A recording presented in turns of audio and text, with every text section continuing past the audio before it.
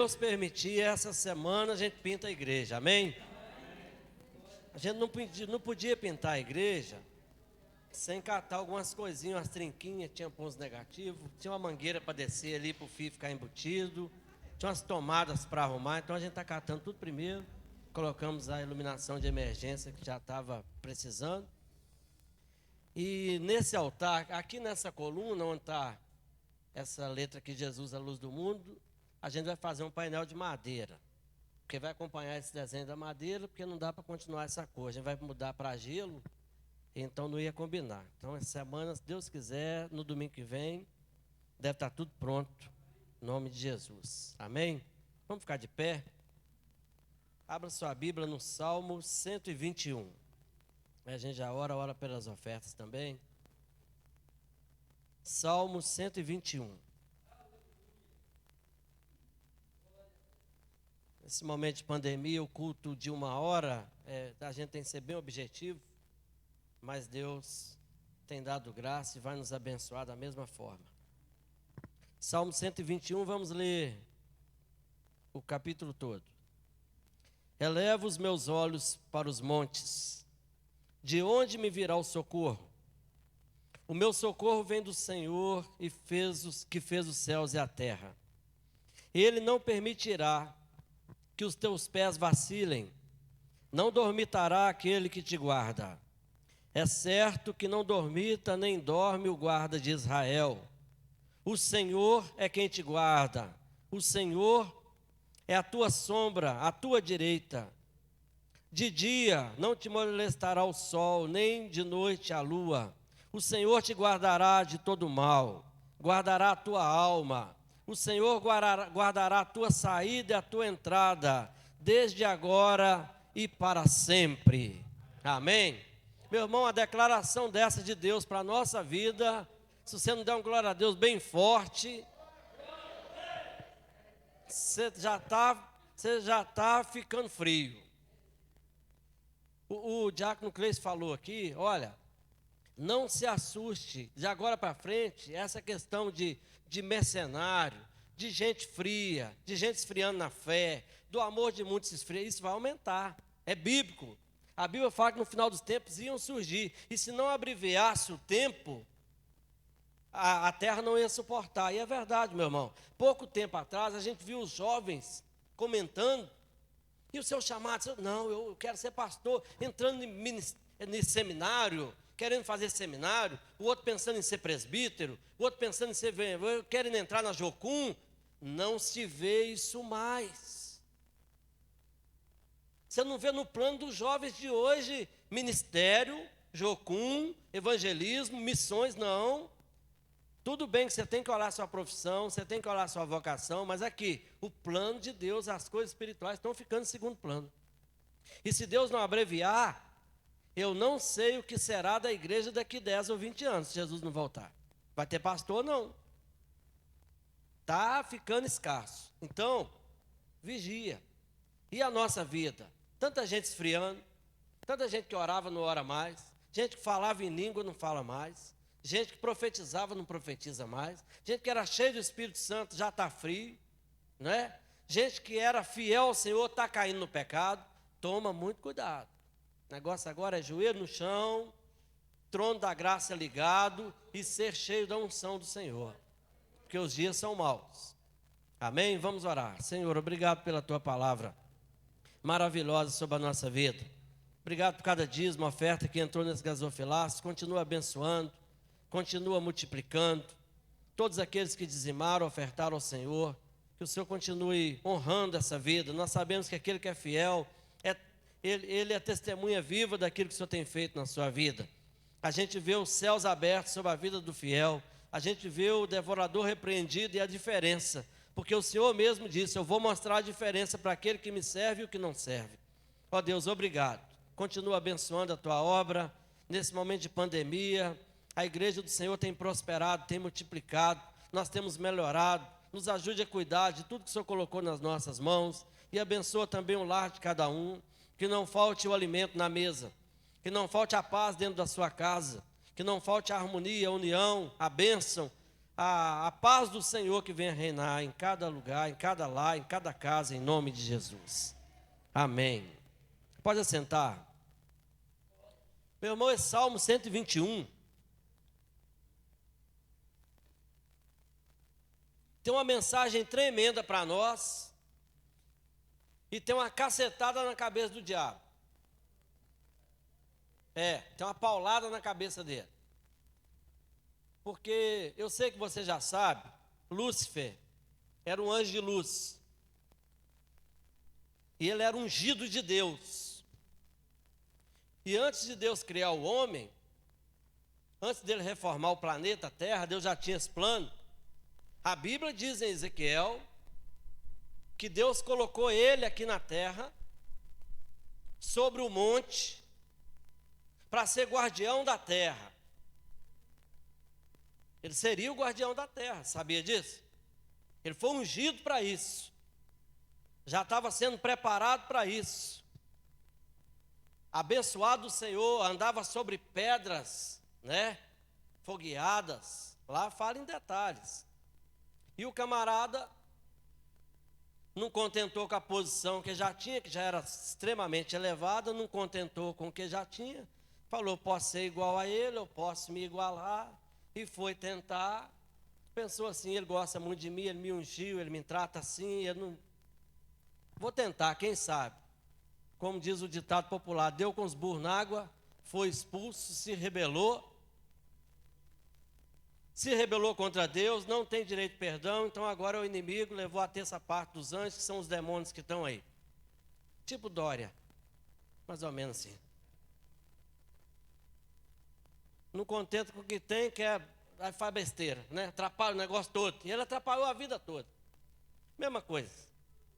Ezequiel 28:14 diz assim, tu eras querubim da guarda, ungido, te estabeleci, olha, Deus colocou ele, permanecias no monte santo de Deus, no brilho das tuas pedras andavas. Olha quem era, e ele andava no monte, seria o que? O guardião da terra. E aí, Deus escreve isso aqui, dando nele uma punhaladazinha, tipo assim, Deus expulsou ele de lá, era como se ele perguntasse, aí eu seria o guardião da terra, você me expulsou, agora quem vai ser? Como se diz, acha insubstituível, Deus levantou Jesus e colocou ele lá. Aí Deus fala assim, pode ter uma pergunta na terra, você seria o guardião que estava sobre o monte. Agora o povo da terra vai lá e fala assim, eu levo meus olhos para o monte, de onde vai vir meu socorro? Ele não está mais aqui. Aí fala aqui, olha, o meu socorro vem do Senhor que fez o céu e a terra. Colocou um muito melhor, um muito mais perfeito, um muito mais poderoso para nos guardar, para cuidar de nós. É Deus falando para eles, você está achando que eles vão ficar desamparados porque você seria o guardião e agora você foi embora? Você está achando que vai ficar vazio o lugar e não tem outro? Olha quem que eu levantei para cuidar do meu povo. Quem é você? Quem é você? Mas e para nós, que mensagem que fica desse texto? O que Deus fala para nós? Porque para ele Deus deixou um recado bem dado, não é verdade? Deixou um recado bem dado. Porque Deus, meu irmão, ele pega um problema e resolve bem resolvido. Ele pega uma situação, Deus não gosta de voltar a situação ao normal do jeito que era, não. Deus pegou, ele seria, então põe o melhor. A vida de Jó é assim, então faz ficar melhor, é assim. Deus sempre surpreende a nossa vida. Deus sempre faz melhor do que a gente está esperando. Deus sempre surpreende a sua expectativa. O plano de Deus sempre é melhor do que o meu. Sempre melhor. Mas e para nós, que mensagem que fica? É porque na nossa vida, constantemente nós vamos nos deparar com montes. O que é um monte? Se for, sabe esses cupim que tem na roça? Daqueles calombos de terra? Isso não é um monte que você está vendo do outro lado. O monte tem que ser algo maior do que você. Então aqui está falando de problema. Na terra nós vamos nos deparar com montes. A gente vai chegar numa situação que a gente vai deparar com alguma coisa que é maior do que eu. Um monte é um obstáculo. Não é? Você está de bicicleta. Está em beleza. Ali pro lado de Brasília, lugar que é mais retinho, vai tranquilão. Agora aqui em Minas Gerais é cheio de monte, então para andar de bicicleta já não é tão bom. Você chega no monte, você vai ter que empurrar ela, é um obstáculo, é um grau de dificuldade maior. Na nossa vida é a mesma coisa. A gente vai caminhando, a gente às vezes está embalado, às vezes coloca lá naquela marchinha da bicicleta que só dá uma pedaladinha assim, vai com toda velocidade, de repente chega no monte, aquela marcha não serve mais. Você tem que reduzir bem devagar, ou às vezes descer dela e levar a pé, porque você encontrou um grau de dificuldade. E aí quando a gente chega diante de um monte da vida, de um problema diante de nós, de um grande obstáculo, a gente para e tem que fazer uma pergunta. Estou diante de um problema, de onde vai vir o meu socorro? Aí Deus fala, quando você chegar diante do monte, diante de um problema, eu estou aqui para te ajudar. Meu irmão, os montes que nós deparamos diante deles, às vezes Deus arranca o monte da nossa frente para a gente passar, como foi feito com o Mar Vermelho. A Bíblia fala, se você tiver fé, você vai orar e manda esse monte erguer daqui para lá, e ele vai. Então, pela fé, você pode orar e tem monte que vai sair da sua frente, mas tem monte que não vai sair. Deus vai te dar força para você escalar, subir e sair do outro lado. Tem monte que Deus tira, Deus arranca, Deus elimina da nossa vida, mas tem monte não, tem monte que Deus mesmo coloca para ensinar a gente a exercitar. Eu gosto de uma ilustração do moço que Deus mandou, Deus falou com ele de verdade. Está vendo aquela pedra? É uma pedra que ele até incomodava ele tinha uma planta ali para fazer uma casa e tal, falou assim, faz o seguinte, vai lá e empurra aquela pedra. E o homem está empurrando a pedra, mas a pedra é muito grande.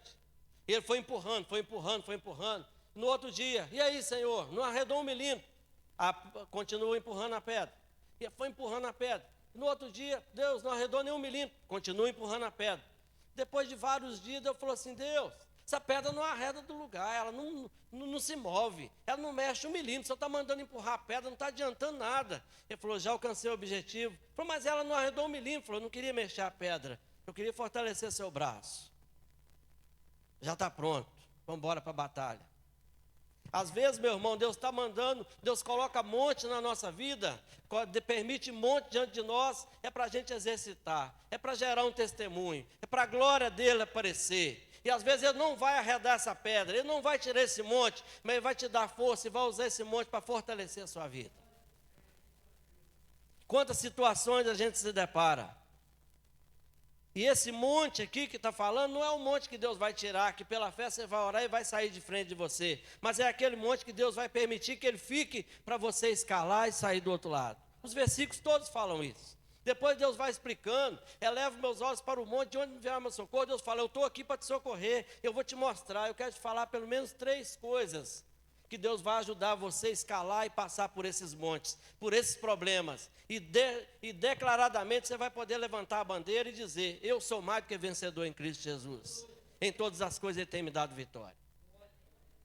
Versículo 3 disse, não permite que os teus pés vacilem. Meu irmão, aquele que eleva os olhos para o monte e sabe que o socorro vem do Senhor, e ele sabe que é Deus que o socorre, que é Deus que o dirige, ele vive pela palavra. A palavra verdadeiramente é regra de fé e prática na sua vida. Deus não permite que seus pés vacilem. Sabe por quê, meu irmão? Um passo errado que a gente dá na vida pode comprometer parte grande da nossa vida, da nossa história. Um passo errado que a gente dá na vida pode comprometer a nossa vida inteira. A gente vê tantas pessoas aí, aquele goleiro mesmo, Bruno, né? Camarada indo bem, estava até frequentando a igreja, estava ouvindo a palavra, estava começando a caminhar, ganhando bem, sucesso na carreira, sucesso em tudo, novo, com saúde, tudo para ter uma vida maravilhosa. Ah, o pé vacilou.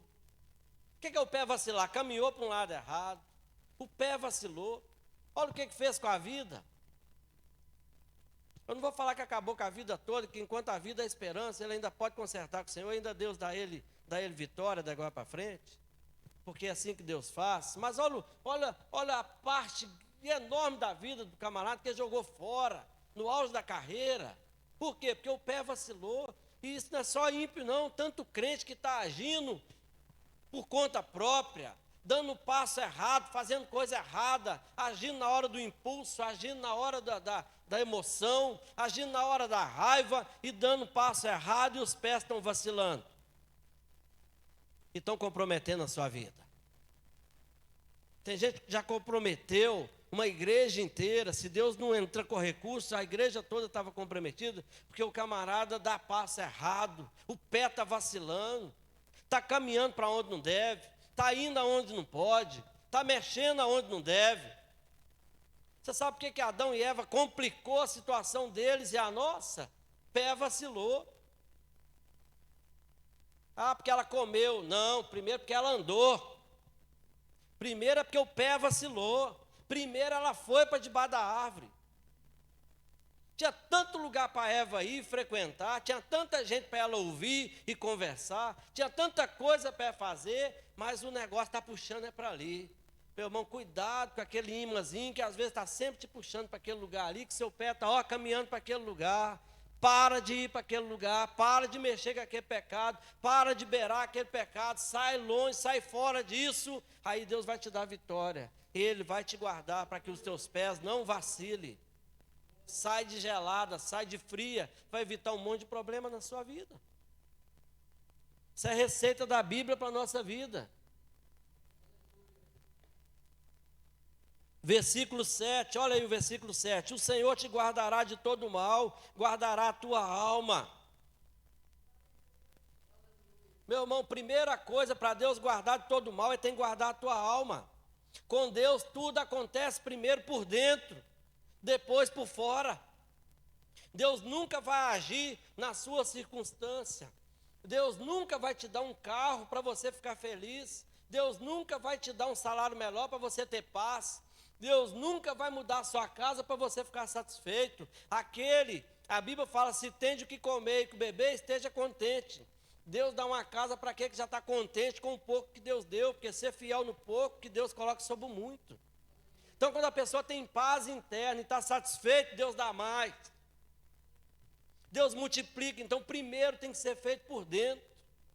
Tudo que Jesus fez, primeiro Deus trabalhou. Jesus trabalhou no interior da pessoa para depois trabalhar no exterior. Aquela tempestade que Jesus veio andando, eles estavam preocupados com o quê? Com a tempestade. Eles não estavam ali reclamando, Jesus não está aqui, a ausência de Jesus, não. Eles estavam preocupados, olha a tempestade, olha o medo, eles estavam atormentados. E Jesus viu que eles estavam atormentados e foi sobre as águas. Mas quando Jesus foi sobre as águas, a tempestade continuou do mesmo jeito. Deus não mexeu no externo. Jesus queria primeiro trabalhar o interior daqueles discípulos, porque pelo interior deles estavam deficientes. Pelo fato de estar deficientes, eles estavam sentindo medo extremo.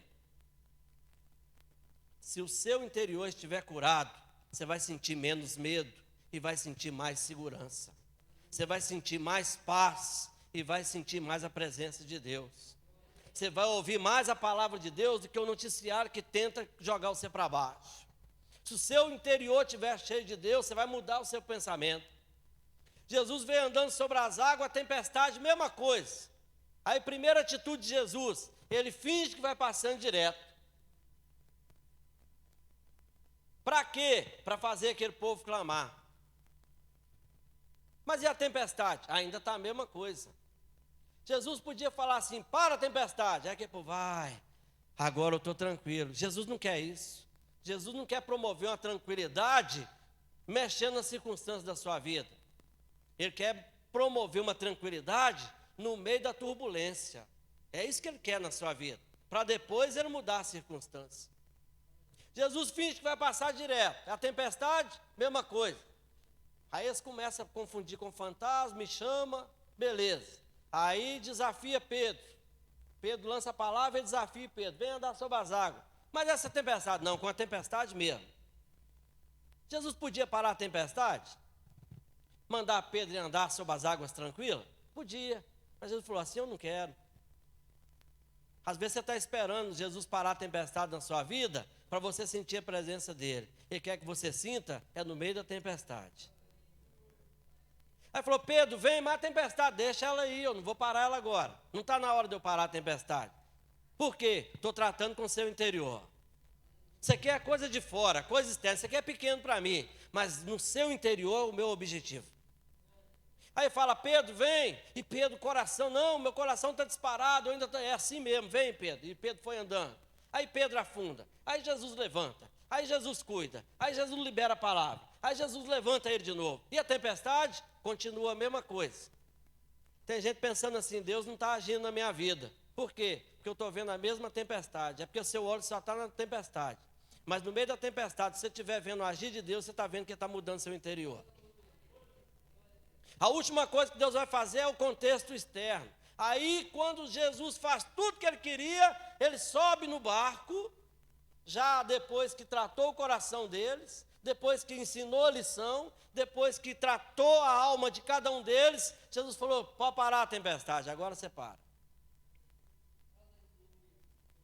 A gente quer o contrário. A gente quer que Jesus pare a tempestade e depois ele fala com a gente. Não. Ele vai falar primeiro, depois ele para a tempestade. Ele está trabalhando na nossa vida. E aqui está falando assim, o Senhor te guardará de todo mal e vai guardar a sua alma. Primeiro ele vai trabalhar no seu interior, depois ele muda o monte, depois ele te dá força, depois ele faz você passar por isso. Mas agora ele está ensinando, aprenda. Aprenda. Eu não gosto de luta. Eu nunca orei, Senhor, manda luta para a minha vida, manda aprovação. Quem já orou assim? Ninguém gosta. Mas eu tenho que admitir uma coisa. Se não fosse as lutas que eu passei, eu não seria metade do que eu sou hoje. O que Jesus me ensinou foi através da luta. Eu tenho que admitir que elas me forjaram, elas exerceram pressão sobre a minha vida, elas me ensinaram, foi através delas que eu tive crescimento. Então eu tenho que admitir, Deus sabe usar as lutas e os montes na nossa vida. Embora a gente não goste e não ore pedindo isso, é o que mais beneficia a nossa vida espiritual. São as lutas e as provações. São os montes da nossa vida. E aí o versículo 8. Olha aí o versículo 8. O Senhor te guardará. O Senhor guardará a tua saída e a tua entrada. Qual que é o contexto? Eu diante do monte.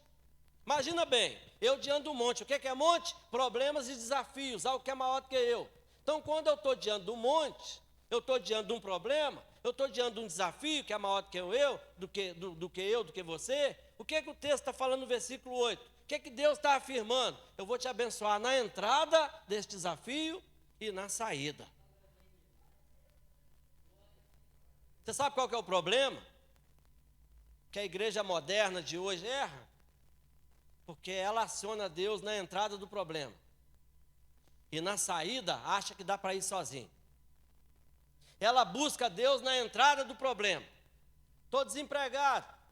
Oh Deus, vai para o monte, clama, faz campanha, pede oração, unge, moe a cabeça, derrama óleo, arruma um emprego. Depois, não, agora eu estou tranquilo, agora eu caminho sozinho. Errou. Porque Deus quer abençoar na entrada e na saída. Deus quer abençoar na hora que está aflito e na hora que está festejando. Na hora que começa a luta e na hora que acaba. Na hora que entra no vale da sombra da morte e na hora da mesa com a festa para comemorar. Deus quer estar junto em todas as coisas. E tem gente que só quer junto na hora do problema, na hora da doença, na hora da dor, na hora do desemprego, na hora do ataque, na hora que o inimigo está tentando ceifar a sua vida, mas na hora da vitória ele some, ele desaparece. Aí Deus está falando, eu sou contigo na entrada e na saída, esse vai ser sempre vitorioso. Meu irmão, na hora que você estiver diante do monte, de um problema, Deus é contigo, mas que quando você vencer, escalar e te der força, te der estratégia, vencer o inimigo e sair do outro lado, que ele esteja com você também. Que você venha honrar a Deus quando você estiver ganhando salário mínimo, mas que você venha honrar a Deus quando você estiver ganhando 100, 50, 20. Tem uma pesquisa que os dizimistas fiéis são os que ganham pouco. Passou a ganhar muito, a pessoa fala, mas eu acho que... Ele questiona, né? Por quê? Ele quer Deus na entrada, mas não quer na saída. Tem gente que pensa que precisa da vitória de Deus só na hora que está na necessidade. Que Deus quer participar dele só na hora que ele está necessitado. só na hora que ele está doente, só na hora que ele está quebrado, só na hora que ele está no pó. E Deus é assim, é na entrada do problema. Mas e na saída, na hora que ele levantou, na hora que Deus deu vitória? O pessoal acha que pode caminhar sozinho. Porque quando está passando necessidade, aceita qualquer repreensão. Quando está na vitória, não pode falar nada com ele. Não é? Quando está passando necessidade, chega na igreja humilde, ouve, acata tudo, ganhou um pezinho, já era, muda. Meu irmão, o Senhor te guardará a tua saída e a tua entrada. A gente sai da zona de conforto para iniciar uma batalha, para escalar um monte, para entrar numa demanda. E na saída, lá do outro lado do monte, que é a hora da vitória, Deus quer estar contigo também. Deus quer participar também da vitória. Deus quer participar também da festa. Deus quer participar também da fartura. Deus quer participar da alegria. Alegre-se no Senhor, festeje no Senhor.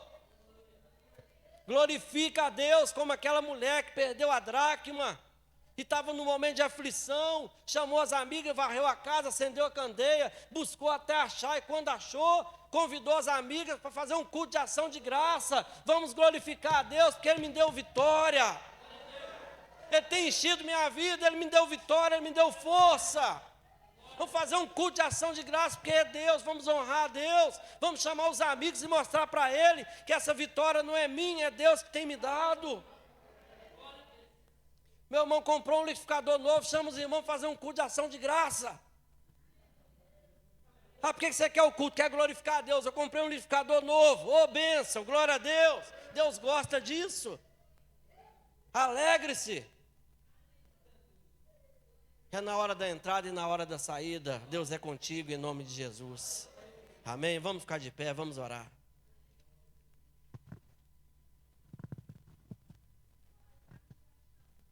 Vamos orar.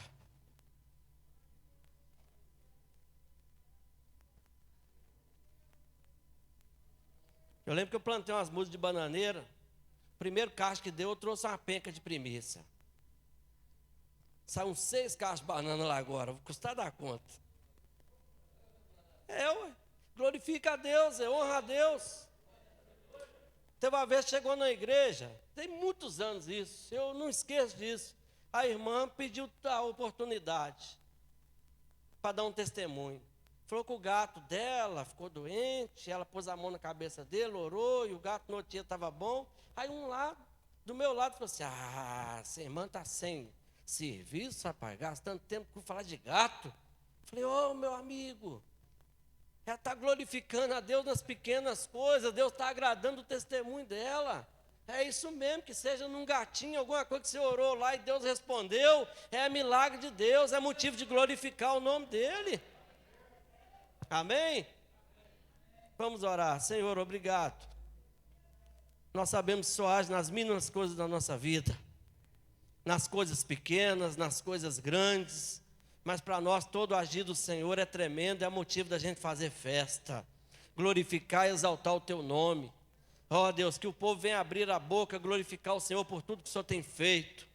Ó Pai, nós declaramos a vitória sobre o nosso país, nós declaramos a falência do inimigo, nós declaramos a falência dos demônios que se levantam contra a família, contra os princípios. Esse demônio que quer proibir Bíblia no nosso país, já está proibindo nas escolas, já estão conseguindo. Esses magistrados, ó Pai, que não tem nada com o Senhor, que tentam impedir o poder do Senhor de agir, mas o Senhor é maior. Ó Pai, nós declaramos a vitória do Senhor sobre a vida dos nossos irmãos. Cada casa, cada lar representado, venha receber a Tua bênção.